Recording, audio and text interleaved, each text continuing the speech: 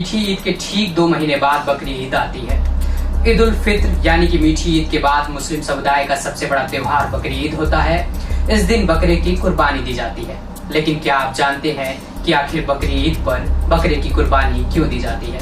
इस दिन कुर्बानी देने का क्या महत्व है? आइए जानते हैं बकरी ईद के दिन सबसे पहले क्या किया जाता है और पूरा प्रोसेस क्या है। तो आपको बता दें कि बकरी ईद के दिन सबसे पहले नमाज अदा की जाती है। इसके बाद बकरे या फिर किसी अन्य जानवर की कुर्बानी दी जाती है।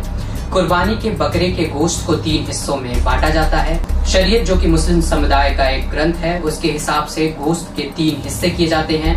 गोश्त का एक हिस्सा गरीबों में तकसीम किया जाता है, दूसरा हिस्सा अहबाब के लिए और तीसरा हिस्सा घर वालों के लिए इस्तेमाल किया जाता है।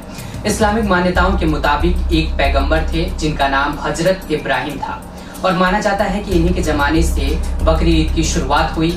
वो हमेशा से बुराई के खिलाफ लड़े। उनका ज्यादातर जीवन जनसेवा में बीता। 90 साल की उम्र में उनकी कोई औलाद नहीं हुई तो उन्होंने खुदा से इबादत की और उन्हें चांद जैसा बेटा इस्माइल पैदा हुआ। उन्हें सपने में आदेश आया कि खुदा की राह में कुर्बानी दो। पहले उन्होंने ऊंट की कुर्बानी दी।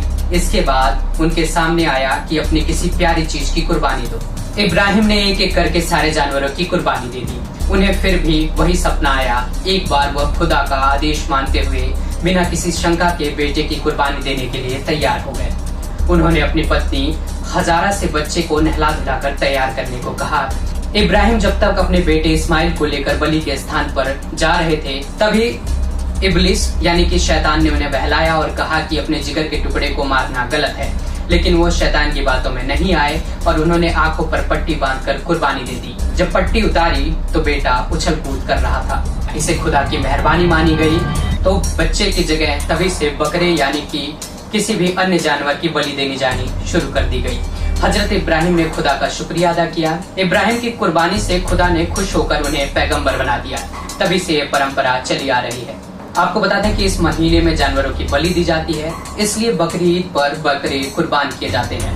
वहीं मुस्लिम हज के अंतिम दिन रमीजा रात जाकर शैतान को पत्थर मारते हैं, जिसने इब्राहिम को खुदा के आदेश से भटकाने की कोशिश की थी।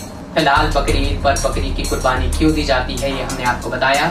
मुस्लिमों का त्योहार है बकरी ईद, जिसे आज देश भर में खुशहाली के तौर पर मनाया जा रहा है। मुस्लिम समाज के साथ साथ हिंदू भाई भी इस त्योहार को बड़ी ही बखूबी तरीके से निभा रहे हैं।